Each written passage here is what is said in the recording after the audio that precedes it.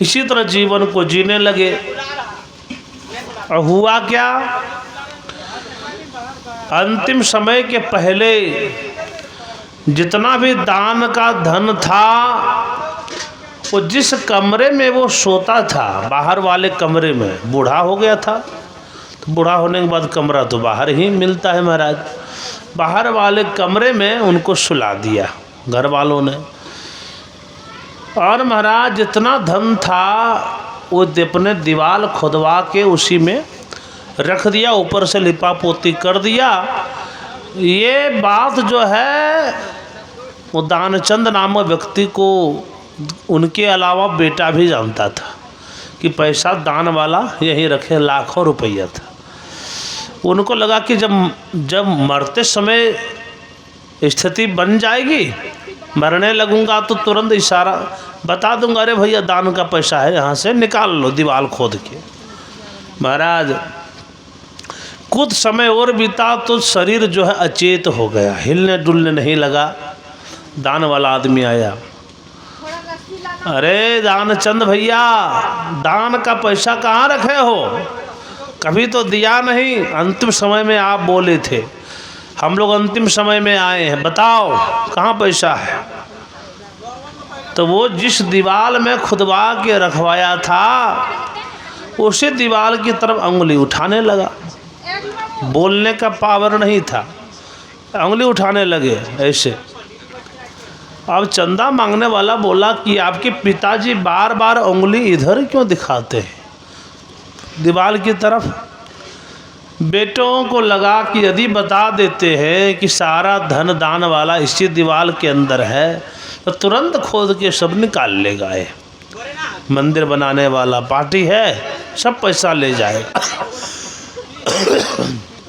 जब पुत्रों ने बहुत सुंदर रचना किया, कॉमेडी का रचना, क्या बोले, पिताजी जो हाथ दिखा रहे हैं ना, श्वेत दिखा रहे कि देखो घर देखो दीवार देखो, इशारा में सारा खर्च हो गया, कुछ भी पैसा नहीं बचा है। ये इशारा कर रहे हैं, कुछ भी पैसा नहीं बचा है, जबकि पिताजी इशारा कर रहे हैं ऐसे ऐसे, लेकिन कौन समझे कि झूठ बोल रहा है बेटा। लेकिन फिर भी बहाना बना दी, बोलने की शक्ति तो थी नहीं कि बोल सकता था यहाँ दान का पैसा है। चंदा वाले घूर के चले गए, लौट गए।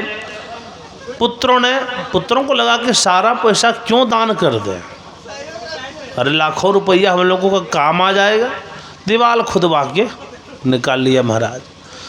किसी कभी दान नहीं किया था, लेकिन उनको लगा था अंतिम समय में दान करूंगा। अंतिम समय ऐसी स्थिति बन गई कि वो दान भी नहीं कर पाया। इसलिए जब तक जिंदगी है, जीवन है,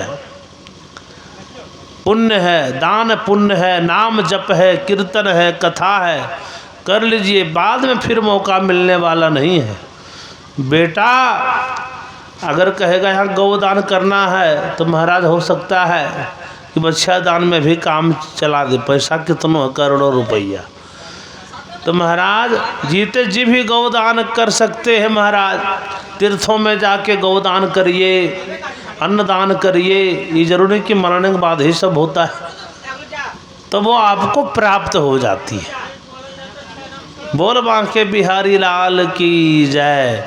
इसीलिए जीवन में महाराज सोचे हैं, देखिए पिता कमाते रहता है कि बेटा के लिए रख देते हैं, बेटा के लिए रख देते हैं। वैसा दानचंद नामक व्यक्ति सोचा तो था कि दान करूँगा, दान कर पाया नहीं कर पाया। क्यों?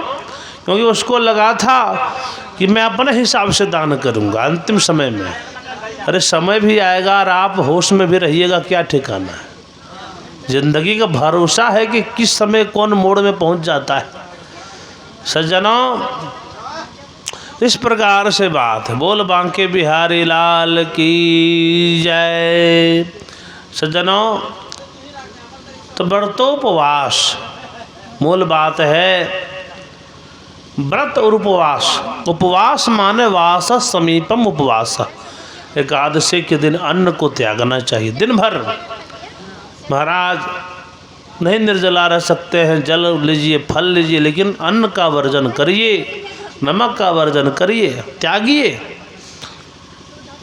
एक जगह देखिए महाराज, माताएं एकादशी कर रही है, पुरुष लोगों को भोजन बना के दे रही है। क्यों भैया, क्यों खा रहे हैं? एकादशी आपके लिए नहीं है क्या?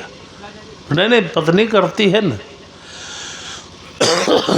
पत्नी करती है, बढ़िया बात है, लेकिन आपको भी करना चाहिए। आपका देखिए धर्म और ये जो कर्म जो है अपना करना ही पड़ता है, कोई आपके बदले नहीं कर देगा। जब आपका वो खा देगा तो आपका पेट भरेगा। भोजन आपका भोजन जब आपके पेट में नहीं जाएगा तो भजन कैसे जाएगा महाराज? भजन भी स्वयं करनी पड़ती है, उसके पीछे मेहनत भी स्वयं करनी पड़ती है। कोई कर देगा, माँ कर दिया पत्नी, वो आपको नहीं मिलने वाले। आपको स्वयं, इसीलिए देखिए 9 वर्ष से लेकर 90 वर्ष तक, जब तक कई लोग कहते हैं नहीं पंडित जी बुढ़ापा होंगे तब एकादशी। अरे भैया जवान में तुम्हारा हिम्मत है करने का? बुढ़ापा तो छोड़िए, पुरुषों को महाराज बहुत कम ही पुरुष हैं जो एकादशी का व्रत कर सकते हैं, उपवास में रह सकते हैं, होश ठिकाना आ जाता है एक ही दिन में। माताएं तो कर लेती हैं, उनका तो अभ्यास हो जाता है, लेकिन पुरुष वर्ग नहीं कर पाते, क्योंकि उनमें स्टेमिना नहीं रहता है, सहन शक्ति नहीं रहती है, किया हुआ नहीं रहता है। अचानक कह दिया जाए तो उनको लगता है कि जल्दी द्वादशी आ जाता। अरे एक बात है कि एकादशी तभी सफल मानी जाती है जब द्वादशी में आप व्रत का पारण कर लें। पारण अगर नहीं हुआ द्वादशी में तो समझिए व्रत फिर पूर्ण नहीं हो पाएगा महाराज। ऐसा नहीं कि मनमर्जी पारण कर रहे हैं, जब तब नहीं, द्वादशी के अंदर ही पारण होना है सज्जनों। और एकादशी के दिन देखिए नियम होता है कि आपको अन्न छोड़ना है और ज़मीन में सोना है। अगर थोड़ा सोना भी, ज़्यादा नहीं, दीर्घ शयन नहीं, लघु शयन, थोड़ी स्वान निद्रा होनी चाहिए। एकादशी के दिन, व्रत के दिन थोड़ा सा सोना चाहिए। पूरा थकान लगे तो रात को सोना ही नहीं चाहिए। तो रात को क्या करना चाहिए? जागरण करना चाहिए। जागरण माने ये नहीं हुआ कि इतना बड़ा पंडाल हो, बाजा हो तभी जागरण होती है। जागरण का माने ये बात नहीं है। एक माता जी बोली, पंडित जी हम जागरण करते हैं। बोले कैसे करते हैं? बोले महाराज फ़ोन में जो है वो 5 घंटा का सीरियल लगा देते हैं, एक से एक सीरियल है, लगातार सीरियल देखते हैं और रात भर जगे रहते हैं। एकदम जरा सा फर्क नहीं होता है कब पार हो जाती है रात। महाराज ये सिस्टम नहीं है, सीरियल नहीं। मोबाइल को तो छूना नहीं है एकादशी के दिन। मोबाइल अक्सर झूठ बोला देती है महाराज। आपके पास मोबाइल है, आप हैं गिरिडीह में, कहिएगा जम्मू पहुंचने वाले हैं, तुरंत चतुर पहुंच रहे हैं महाराज। तो कदम कदम पे झूठ का बोलवाने का मेन स्रोत है मोबाइल। बोल वृंदावन बिहारी लाल की जय। गरम पानी थोड़ा कर दो। बोल सांवरे सरकार की। महाराज इसलिए एकादशी के दिन जागरण कैसे करना है? सीरियल देख के नहीं जगना है, तो कैसे जगना है? हरि का नाम लेते हुए जगना है। सीताराम सीताराम सीताराम लेते रहिए, बोलते रहिए हरे राम राम राम हरे हरे, हरे कृष्णा कृष्ण कृष्ण हरे हरे। हरि का नाम लीजिए, गीत गाइए प्रेम से। कई लोग होते हैं महाराज एकादशी का दिन आया और एकादशी के दिन महाराज पतिदेव को कह दिया, स्वामी आज जो है सो पूरी मात्रा, प्रचुर मात्रा में मुझे रसगुल्ला, रबड़ी, मलाई जो है सो ला देना है। क्यों? आज एकादशी है ना। बेचारा पतिदेव सोचता है कि दिन भर का हाजिरी तो इसका फलाहारी में ही पार हो जाएगा। आज महाराज ऐसी बात नहीं, खूब रबड़ी, मलाई, रसगुल्ला खाने का ही एकादशी का नाम नहीं है। ये हार भी अगर अल्पाहार लेना है, फलाहार, तो नियम से एकदम थोड़ी सी मात्रा में।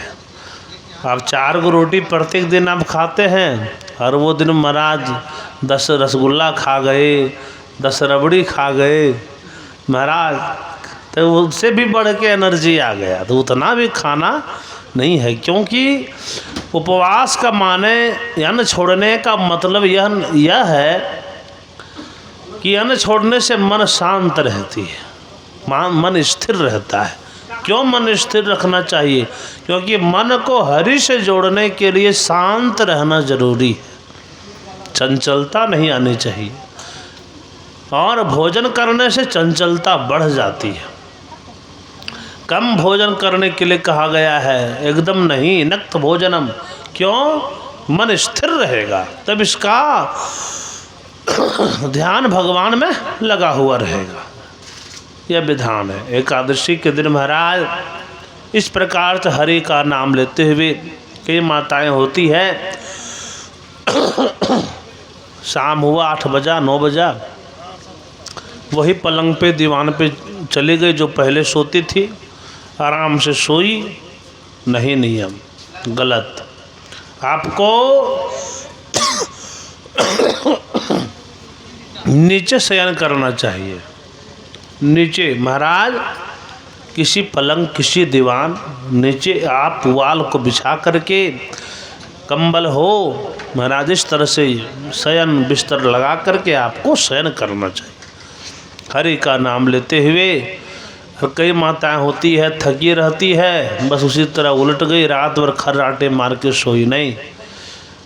ये महाराज नीचे सोइएगा तो थोड़ी ही देर में निद्रा खुल जाएगी, फिर भजन करने लगी, लगातार तो सोना ही नहीं। बोला आनंद कंद भगवान की जय। सज्जनों, एकादशी का व्रत जो करने वाली होती है ना, भगवान के अति प्रिय होती है। वो माताएं हो या भाई बंध हो, एकादशी का व्रत जो भी करते हैं या करती है, भगवान उनके अति प्रिय हो जाते हैं, बहुत प्यार करते हैं उनसे महाराज। क्योंकि एक बार की बात है, एक राजा अम्बरीश थे, और राजा अम्बरीशो महाभागा सप्तद्वीपा पतिम महिमा।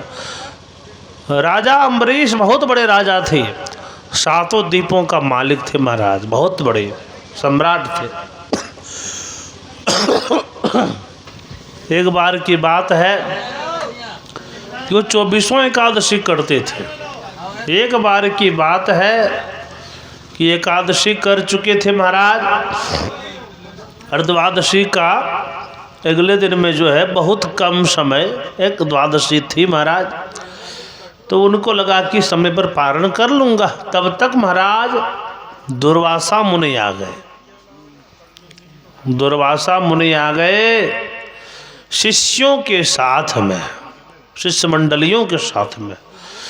राजा अम्बरीश को लगा कि बहुत उत्तम बात, सामने महाराज इतने बड़े बड़े सिद्ध महात्मा हैं, इनको जवनार करवाने के बाद में मैं स्वयं भोजन लूँगा, पारण करूँगा, बहुत उत्तम बात। आइए महाराज स्वागत है। दुर्वासा मुनि बोले नहीं रुको, पहले हम लोग संध्या वंदन करेंगे, पहले स्नान करेंगे, नदी में जाते हैं। सारे दुर्वासा मुनि शिष्य मंडलियों के साथ नदी में गए, खूब स्नान किए, संध्या वंदन करने लगे। महाराज द्वादशी बीत रही थी, कुछ ही पलों तक थी। अब महाराज राजा अम्बरीश धर्म संकट में पड़ गए। निमंत्रण भी दे चुका हूँ कि पहले आपको भोजन पवाऊँगा, फिर मैं पारण करूँगा। अब करूँ तो क्या करूँ, अभी तक आए नहीं हैं, देरी कर रहे हैं। बोल वृंदावन बिहारी लाल की जय। सज्जनों, तो महाराज मेरा वचन तो झूठा हो जाएगा। दुर्वासा मुनि बड़े क्रोधी हैं, शिवंश है महाराज, बड़े क्रोधी हैं। क्या हुआ, माता अनुसुईया के पुत्र हैं महाराज दुर्वासा मुनि। अनुसुईया जब महाराज कथा आती है, अच्छा पहले इस कथा को पूर्ण करने देखिए। अब राजा अम्बरीश दुर्वासा मुनि देरी किए, विलंब किए, पुरोहित जी को पूछे कि गुरुदेव एक बात बताइए। बोले क्या? बोले ऐसे मैं निमंत्रण दे चुका हूँ, मैं करूँ तो क्या करूँ, पारण कर लूँ? बोले देखो अम्बरीश राजन, आप ठाकुर जी का चरणामृत ले लीजिए, भोजन नहीं करिए, इससे क्या होगा, व्रत टूट जाएगा, पारण हो जाएगा। ठाकुर जी का चरणामृत तुलसी दल ले लीजिए, तो उसके बाद भोजन पवा के मुनि जी को फिर स्वयं भोजन कर लीजिएगा। ठीक है, ले लिया चरणामृत, जैसे लिया तैसे ही उधर से आ गए महाराज दुर्वासा मुनि शिष्य मंडलियों के साथ। हाँ राजन आ गए हम लोग, पारण तो नहीं किया है ना, पहले भोजन कराओ, खूब आशीर्वाद देने आए हैं। बहुत सुंदर राजा हो आप, बड़े धर्मात्मा राजा हो आप, धन्य हो। बोले गुरुदेव, बोले क्या हुआ? बोले बात ये हुआ कि अभी पुरोहित जी से पूछे, द्वादशी खत्म हो रही थी और द्वादशी मदि व्रत का पारण न हो तो एकादशी करना ही बेकार माना गया है, इसलिए हे मुनि जी हमें ठाकुर जी का चरणामृत पान कर लिया मैंने। अच्छा इतनी हिम्मत, व्रत को खंडन पारण करके फुर्सत हो तुम, खंडन कैसे कर लिया व्रत का? बिना मेरा भोजन के बिना, हम लोगों के भोजन के बिना निमंत्रण दिया, याद है ना? राजा अम्बरीश बोले याद तो है प्रभु, गलती हो गई। नहीं गलती नहीं चलेगी, तुरंत जैसे कमंडल से जल लिए श्राप देने के लिए, जाओ मैं तुझे श्राप देता हूँ।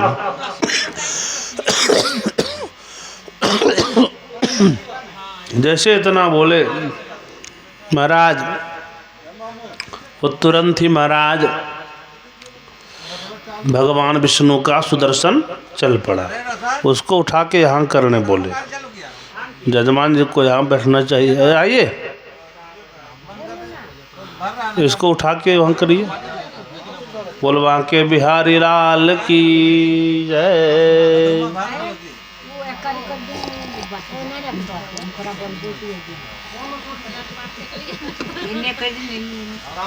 सज्जनों अब जो है दुर्वासा मुनि जैसे श्राप देने जा रहे थे, भगवान विष्णु का सुदर्शन वहाँ से छूट पड़ा, चल पड़े महाराज और दुर्वासा मुनि का पीछा करने लगे। वो डर गए, नारायण का सुदर्शन मेरे पीछे, भागने लगे महाराज। भगते भगते ब्रह्मा जी के पास पहुँचे, पितामह बचाइए, त्राहिमाम क्या हुआ?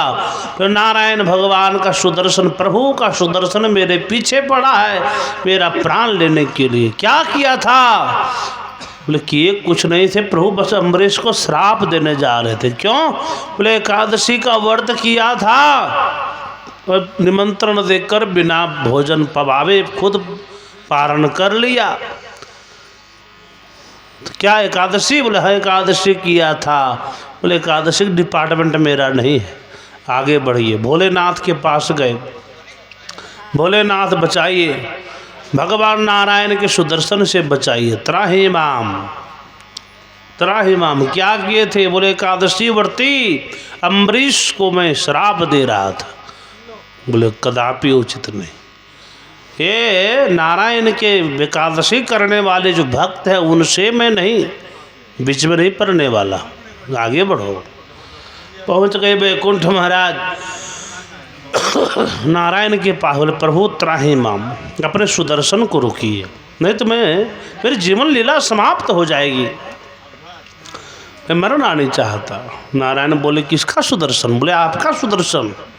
कहाँ है? बोले मेरे पीछे है प्रभु, बस आ रहा है, देखिए इसको शांत कर। बोले मैं नहीं शांत कर पाऊंगा। बोले अजीब बात है, आपका ही सुदर्शन है प्रभु, आप शांत कैसे नहीं कर पाइएगा? तो नहीं, सुदर्शन तो मेरा जरूर है, लेकिन इसके पीछे शक्ति जो है सुभक्तों की चलती है, भक्तों की भक्ति ही इसकी शक्ति है। तो महाराज आप चले जाइए वहीं जिसको आप श्राप देने जा रहे थे। अब अगर वो चाह लें तो सुदर्शन शांत हो जाएंगे। चल दिए महाराज दुर्वासा मुनि राजा अम्बरीश के पास, चरणों में गिर पड़े। त्राहि माम राजन, त्राहि माम, रक्षा करो। राजा अम्बरीश बोले गुरुदेव अब श्राप देंगे क्या? अरे आप पाप चढ़ाएंगे, ब्राह्मण इतने बड़े मुनि हो के हमको प्रणाम कर दो, उठिए उठिए। महाराज दुर्वासा मुनि उठे, बोले नहीं राजा सुदर्शन को शांत कराओ पहले। राजा अम्बरीश बोले हे सुदर्शन भगवान, अगर आप कृपा कर रहे हैं तो कृपा करके शांत हो जाइए। अगर मेरी भक्ति सच्ची है। भगवान सुदर्शन शांत हो गए, लौट गए। राजा अम्बरीश बोले कि देखिए मुनि जी भोजन पाइए। बोले भोजन? हाँ निमंत्रण दिया था आपको। बोले तुम भोजन नहीं किया? बोले नहीं, कैसे कर सकता हूँ, मैंने आपको निमंत्रण दिया था। 6 महीना बीत चुका था महाराज, इतना लौटते लौटते ब्रह्मलोक, सत्यलोक, शिवलोक 6 महीना से भोजन नहीं किया था महाराज। 6 महीना से राजा अम्बरीश केवल जल फल में थे। पहले दुर्वासा मुनि को भोजन करवाए, तब स्वयं भोजन किए। तो महाराज एकादशी का जो व्रत करते हैं, भगवान की महती कृपा उन पे रहती है। एकादशी, लेकिन हाँ नियम से करें तो, जितना नियम बताए इस तरह से अगर करें, हरि का नाम गाते हुए करें तो अवश्य सफल माने जाएंगे। लेकिन आजकल जैसे तैसे बस खाने पीने के चक्कर में कहीं से भी रबड़ी आ जाए, भले उसको कोई भी अगड़म बगड़म आदमी बनाया हो। होटल के मीठा में क्या भरोसा है आपको, कौन बना रहा है, कैसे बना रहा है, आप देखने तो गए नहीं। महाराज मीठा रबड़ी बना रहा, हो सकता है कोई दूसरा आदमी हो, महाराज पापी आदमी हो, तो वो सब अन्न का सेवन नहीं तो पपीता हो गया, फल फूल हो गया जो सामने आपका तैयार होगा, ये सब लीजिए। दूध मान लीजिए घर का है, दूध दही सब ये सब लिया जाए, बाहर का नहीं, अपने हाथों से तैयार करिए। हाँ तो ये सब बात है ना, कई लोग होते हैं नहीं रह पाते हैं, तो वो प्रयास करें कि अपने हाथों से ही तैयार करें, और जो हैं तो ये सब बात है। बोल वृंदावन बिहारी लाल की जय। तो महाराज एकादशी के व्रती जो होते हैं बहुत परम प्रिय होते हैं भगवान के, नारायण के। वो नारायण देखिए, माता अनुसुईया जैसा पतिव्रता धर्म का पालन करने वाली कोई नहीं हो सकती। उनकी पतिव्रता धर्म में इतनी शक्ति थी महाराज, और एक पतिव्रता स्त्री में इतनी पावर होती है कि क्या कहना। महाराज एक बार की बात है, अत्रि मुनि जो है ना, वो 14 वर्ष की समाधि में जब चले गए महाराज, तो महाराज माता अनुसुईया वहीं पर बैठी रही, प्रत्येक दिन अपने स्वामी की सेवा करती थी। माता अनुसुईया जो अपने पति की सेवा करती थी, पोंछती थी देह को, 14 वर्ष तक समाधि में रही।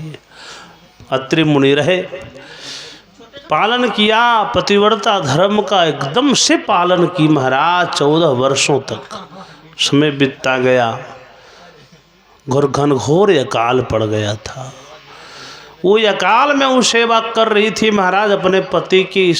14 वर्ष की अवधि पूर्ण हुई, जैसे नेत्र खोले महाराज, देवी जल लाओ।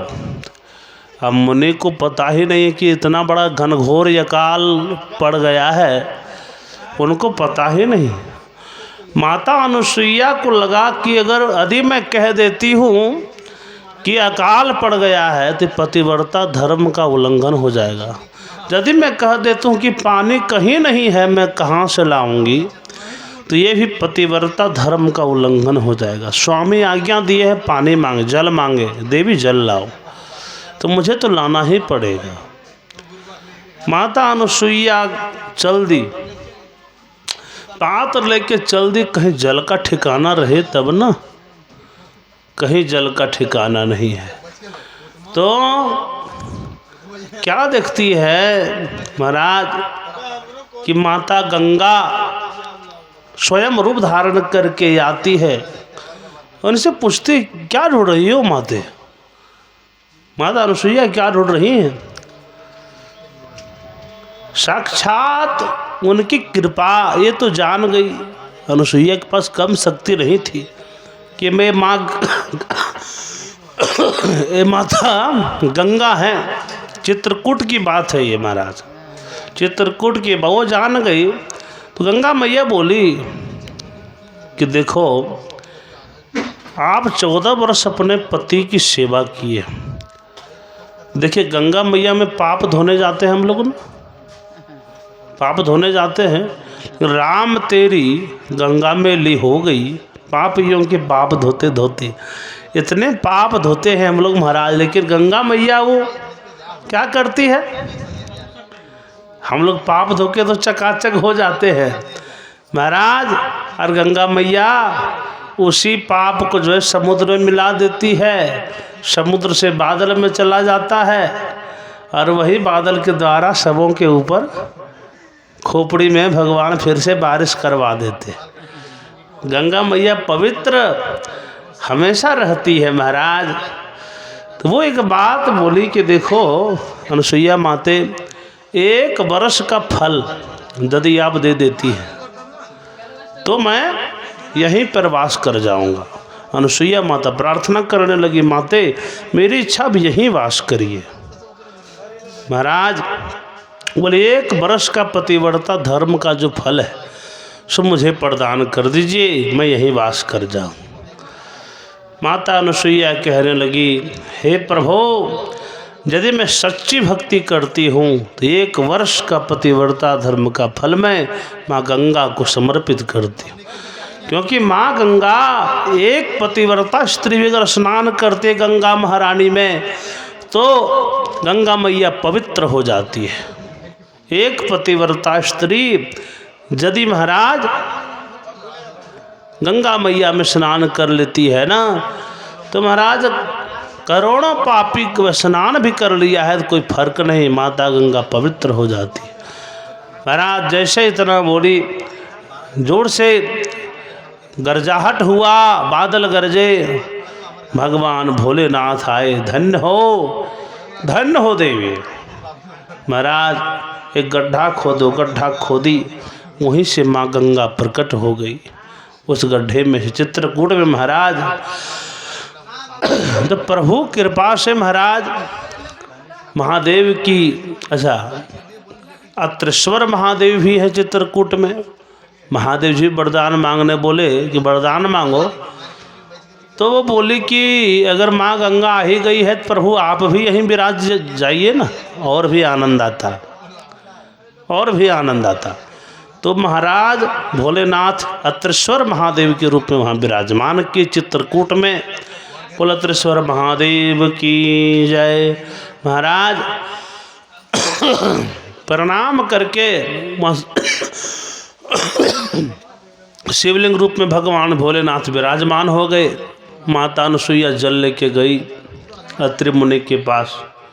वो जान गए कि अकाल पड़ा है, तुम जल कहाँ से लाई हो, जल कहाँ से लाई हो देवी? कहने लगी माँ गंगा आई है, वो दिखाओ। महाराज तो दर्शन करने गए हैं, तब प्रभु कृपा से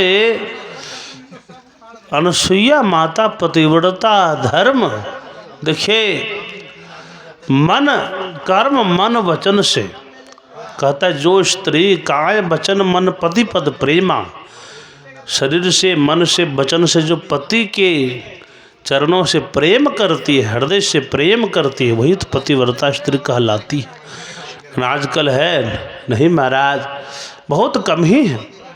अगर पतिव्रता स्त्री हो महाराज सावित्री जैसी, तो सत्यवान के प्राण भी यमराज के हाथों से छुड़ा के लाने की क्षमता है। एक पतिव्रता स्त्री यदि हो तो भगवान यमराज भी डरते हैं उससे महाराज। एक पतिव्रता स्त्री अगर चाह ले तो महाराज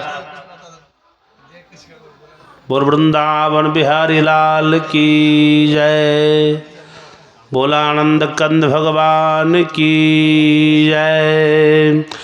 राजा राम राम राम सीता राम राम राम, राजा राम सीता राम राम राम, राजा राम राम राम सीता राम राम राम, राजा राम राम राम सीता राम राम राम, राजा राम राम राम सीता राम राम राम, राजा राम राम राम सीता राम राम राम। हो मेरे राम मेरे राम मेरे राम मेरे राम, मेरे राम मेरे राम मेरे राम मेरे राम, मेरे श्याम मेरे श्याम मेरे श्याम मेरे श्याम, मेरे श्याम मेरे श्याम मेरे श्याम मेरे श्याम। और वृंदावन बिहारी लाल की जय। माता अनसुईया की चर्चा तीनों लोक में होने लगी। अब महाराज एक दिन की बात है, नारद जी महाराज के कानों में सुनाई पड़ा कि सब दर्शन कर रहे हैं तो मैं भी दर्शन करता चलूं। नारद जी महाराज भी पहुँचे, अनसुईया माता का दर्शन किए। महाराज उनके नेत्रों से महाराज प्रेमाश्रु बहने लगे। धन्य है देवी, आप धन्य हैं, माता अनसुईया कृपा। अब क्या हुआ, एवं नारद जी महाराज आए विष्णु भगवान के पास। अब विष्णु भगवान के पास आकर मुस्कुराने लगे। लक्ष्मी मैया पूछती क्या बात है मुनि जी, आज कुछ ज़्यादा ही मुस्कुराहट है आपके ऊपर। नारद जी क्या बात है? बोले ऐसे ही मुस्कुराहट आती है पतिव्रता स्त्री को देखकर। लक्ष्मी जी बोले कि बहुत सुंदर बात है, मुझ जैसी पतिव्रता स्त्री संसार में कौन होगी। नारद जी महाराज बोले नहीं वो तो बात ठीक है, लेकिन क्षमा करें माते, आपकी बात मैंने नहीं कही। तो बोले माता अनसुईया, माता अनसुईया की पतिव्रता धर्म की बात मैं कर रहा हूँ कि उनके पतिव्रता धर्म की शक्ति भक्ति से वही आनंद में मैं मुस्कुरा रहा हूँ। लक्ष्मी मैया को लगा अच्छा हमसे भी बड़ा? बोले हाँ बिल्कुल बड़ा है। कैसी है? माते मत पूछिए, उनकी शक्ति पतिव्रता धर्म की महिमा परम्पार है। नारायण बोले बहुत सुंदर बात है, माता अनसुईया की जय हो, बहुत सुंदर। लक्ष्मी जी बोली चरण दबाते हैं हम, और माता अनसुईया की जय हो, पतिव्रता धर्म की जय हो। आप जयकारा लगा रहे, चरण दबाते हैं हम। नारायण ऐसा क्यों करते हैं? बोले देवी अनसुईया की माता की शक्ति ही इतनी दिव्य है कि क्या कहना, उनका कोई तोड़ नहीं है। माता लक्ष्मी जी सोचने लगी आखिर बात क्या है। नारद जी महाराज जाने लगे। बोले नारायण बोले रुकिए नारद जी कि आप कहाँ जा रहे हैं, फैसला कर लीजिए पहले। बोले फैसला क्या करना है प्रभु? बोले माता लक्ष्मी के ये भावना को आप शांत तो करिए महाराज। तो वहाँ पे परीक्षा की बात आई। लक्ष्मी मैया भी सोची कि परीक्षा लेने के ख्याल से जो है सो जाना ही होगा। दिन को ठीक नहीं लगा नारायण को, माता अनसुईया की परीक्षा लेना क्यों इतनी? भगवान परीक्षा अगर लेने लगे ऐसे भक्तों की भक्ति में अगर संदेह करने लगे तो कैसे होगा। शिव जी के पास पहुँचे, फिर मुस्कुराए नारद जी महाराज। पार्वती मैया बोली क्या बात है नारद जी, ऐसा मुस्कुराहट तो कभी नहीं था। दो लड्डू खिलाए, जलपान किए। बोले माते धन्य है, ऐसी पतिव्रता स्त्री की भक्ति से मैं इतना आनंदित हूँ कि क्या कहना। पार्वती मैया बोली धन्य है, मेरी बड़ाई किए आप पहली बार। पर नहीं माते, बड़ाई मैंने की जरूर है पतिव्रता धर्म की, और आप भी पतिव्रता धर्म है, लेकिन मैंने आपकी बात नहीं की। तो बोले माता अनुसुईया की बात कही है मैंने, उनकी भक्ति की बात की है मैंने, इसलिए उनकी ही बड़ाई किया हूँ। अच्छा ये बात है स्वामी, आपके सामने मेरी दशा ये हो रही है, लगता है परीक्षा लेनी पड़ेगी आपको, तब मैं मानूंगी, ऐसे नहीं। ब्रह्मा जी के पास पहुँचे नारद जी। नारद जी महाराज का काम ही क्या है, बिना माचिस का, बिना पेट्रोल का आग लगा देना। यहाँ खूब शांति है, वहाँ क्रांति अगर मचाना हो तो नारद जी महाराज का ही तो काम है, वो खलबली मचा देते हैं। जहाँ शांति हो वहाँ क्रांति तुरंत महाराज। प्रभु कृपा है, नारम ज्ञानम देती अज्ञानम खंडेती नारद।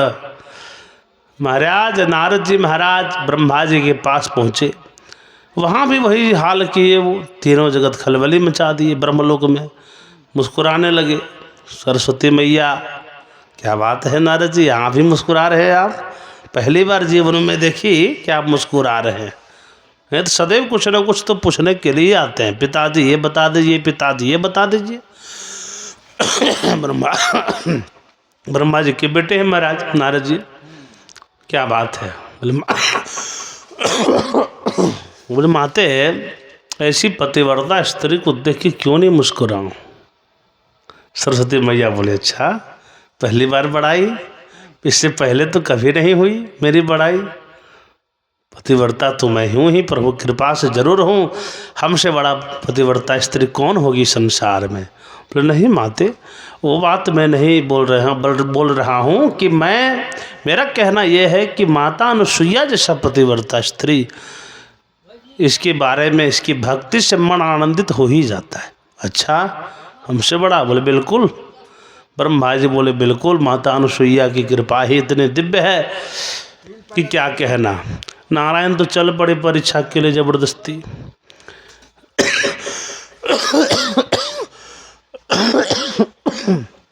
उनको लग रहा था महाराज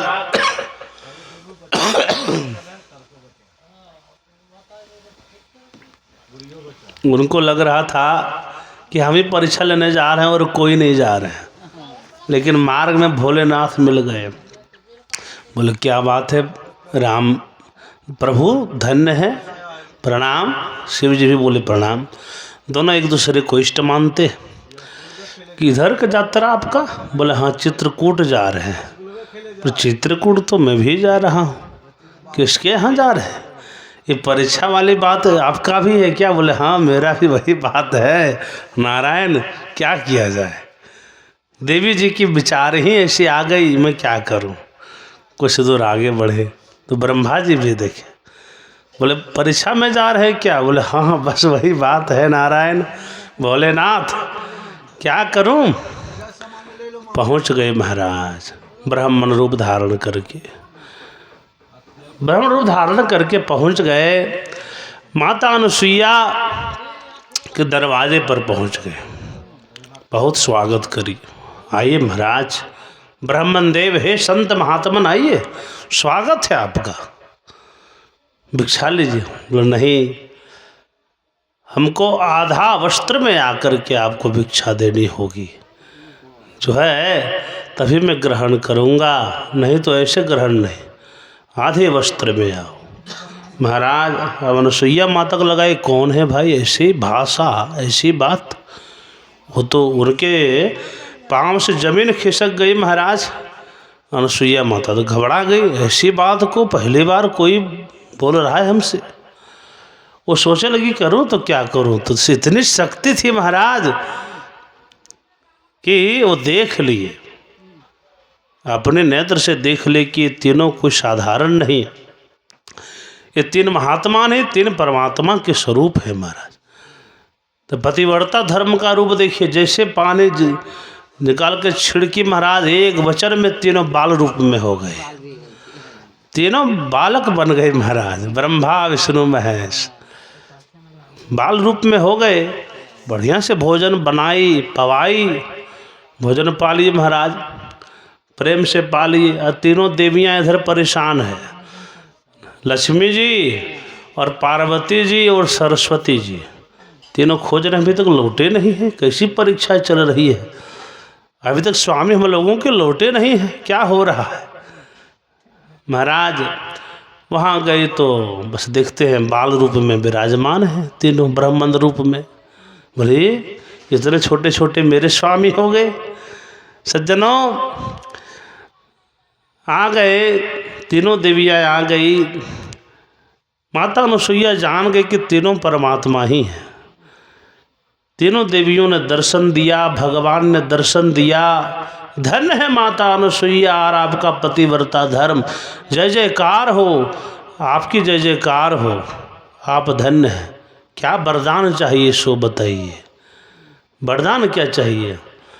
बोले बस हमारी इच्छा कि आप तीनों मेरे संतान बने, मेरे पुत्र बने। माताएं बहनों, तो ब्रह्मा जी के अंश से चंद्रदेव आए और विष्णु के अंश से दत्तात्रेय जी महाराज आए और शिव जी के अंश से दुर्वासा मुनि आए। ये तीनों संतान रूप में माता अनुसुईया के घर में पधारे। बोल माता अनुसुईया की जय हो। तो पतिव्रता धर्म का जो है ना वो अलग ही महिमा है, लेकिन कोई पालन करे तो ना। महाराज उत्तम के असबस मन माही, सपन हो यान पुरुष जग नाही।